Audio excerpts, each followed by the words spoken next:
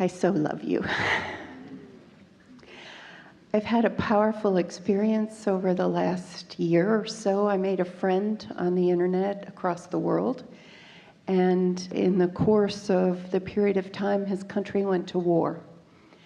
And I thought about what could I say to him. And what I said to him was, I believe there is a deep peace that underlies all of the chaos. And he wrote back and he said, I believe that too.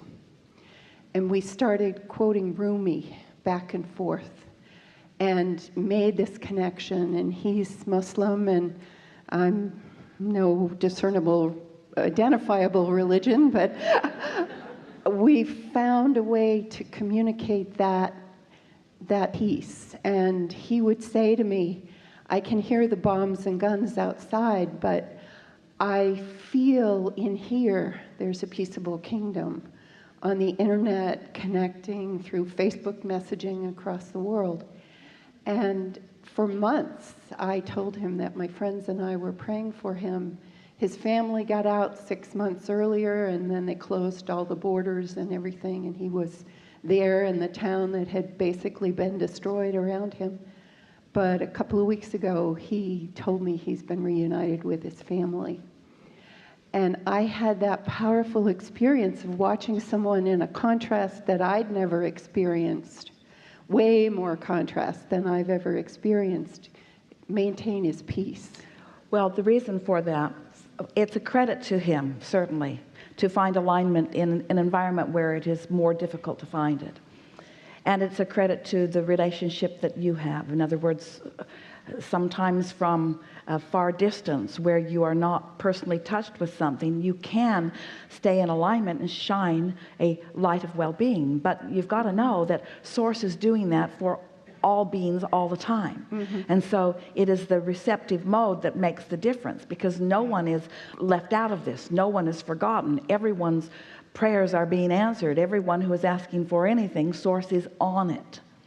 But there is an important thing to understand about being in a situation where there is amplified contrast. It causes amplified desire. And amplified desire summons amplified source energy. And when the source energy is stronger, then the receptive mode is easier to find, because the desire to find it is stronger. You see what we're getting at? And so every now and again, Esther would see something on the other side of the world that was so upsetting to her. And the question that she asked on many occasions is, if it feels this badly to me, at this distance from it, what must it feel like to be in the middle of it? And we say, you have to factor in the resources of Source that are present. And we also want you to understand, and this really follows what we were just talking about your physical well-being, about your alignment with source energy. It's really an important thing to acknowledge that negative emotion is negative emotion, positive emotion is positive emotion. Write that down. But we want you to feel the depth of what we mean by that. You could feel as much negative emotion over being mad at yourself about something as you could feel in the middle of a fearful battle right in your neighborhood. You disallowing you to be you for whatever reason. So rather than debating the bigness of the issues or the awfulness of the manifestations, let's talk about the power of the emotion that you feel and what it means. Because when you betray your belief in your goodness, that's as bad as it gets. Being in a war zone is just bombs dropping around you. That's nothing in comparison to personal betrayal. You following us? Yeah. In other words, there are things that you watch, the movies and the music with the movies, they dramatize the horrible things. You can watch something that can make you be fearful of people in the bushes that are skulking around meaning harm, or in other words, there's all kinds of things that you can focus upon. And if you focus upon them for the duration of a whole movie, you can have the blankets pulled up over your head and you can find yourself feeling very fearful about it. But negative emotion is not about things that you're watching out in the world that are happening to others. Negative emotion is about your response in this now, your relativity to the vibration of the source within you. And so this person finding more resolve than ever before to trust in the wholeness of who he is. Sometimes those situations that you think you would like to run screaming into the woods that you never want to experience ever are the experiences that bring you closer to who you are, but you don't need to be in a war zone in order to align with source energy. It just helps sometimes. You see what we're getting at? Something about being in a war zone makes you focus upon the importance of your life. We would like you to focus upon the importance of your life in a peace zone. We would like you to focus upon the importance of your life while you're having breakfast with your children. We would like you to focus upon the importance of your life when you're having thoughts about yourself in your now. We would like you to feel how important you are out here on this leading edge. It matters that you're here, and what you're considering matters. And the things that you put into the vortex through the gestation of life matters. And the attention of source and all who've been before upon what matters to you matters. And it matters to you how much you allow that energy to flow to you and through you about these things that are important to you. Instead of getting together in groups and trying to identify the important topics, let's talk about what's really important. War is really more important than what we're having for dinner. And what we're having for dinner is really more important than the scarf that you have found that you really like and that you are enjoying. In other words, and we say, don't measure it by its human, see it, hear it, smell it, taste it, touch it comparison. Everything must be understood through the comparison of the relationship between the way you're seeing something and the way source is seeing something.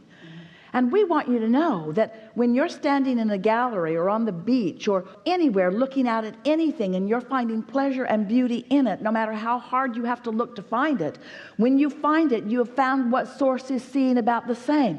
And when you revel in your heart and when you feel enthusiastic and when you feel passion and love and appreciation, you're in alignment, and that matters. That matters the most of all, you see. It's not the subject matter and the hierarchy that has been defined in its human manifested form. It's the alignment which then brings about the emphasis and the evidence of the alignment that you have found. So many get it backwards. They say, give me a condition to which I will respond. And that's a little bit of the conversation that we were having here. It's a condition to which you could be responding, or there is a vibration that makes all conditions irrelevant. All conditions are irrelevant once you find alignment. But they are not so irrelevant that they do not change to match the vibration that you have established. Isn't it interesting? So we say, if you could find a way to be unconditional in your life, if that condition could change, I would feel so much better. Well, when you feel so much better, that condition can change. No, change the condition, and then I have a reaction to the condition. Find a vibration, and the condition will react to your vibration. So what's the reaction? Law of attraction is causing the dominant reaction. So when you control your mood or attitude, law of attraction brings you replication of it in all things in your life experience. But if this condition were just different, I would feel better. We know that. But can you find something else to focus upon so that you feel better? You've got 10 subjects in your life, 9 of them are terrible, 1 of them is good. Focus upon the one, use it as the reason that you are feeling the way you are, and the other 9 will respond accordingly. But Abraham, isn't that sort of conditional? Yes, but what's it conditional on? It's conditional upon wanting to feel good. If you can let everything be conditional only upon how you want to feel, and you can show yourself that you have the ability to focus yourself into a way of feeling good regardless of the conditions. Sometimes you have to go away from the screaming mobs. Sometimes you have to find a way out of the war zone. We're not saying that it's easy under those conditions. Sometimes you have to walk away from somebody who you love very much, who's just yeah all the time about unwanted things. Sometimes you have to put yourself in a place where it's easier. But if we were standing in your physical shoes, we would do anything and everything that we could do, which is primarily 2 important things. Get a good night's sleep every night, wake up knowing that you are changed, and then do your best to hold yourself in that better feeling position, even if it requires being happy. even if it requires meditating to get a good running start, even if it requires hanging around with those that make it easiest to do it. Give yourself an opportunity to get that good feeling momentum going, and then watch what happens.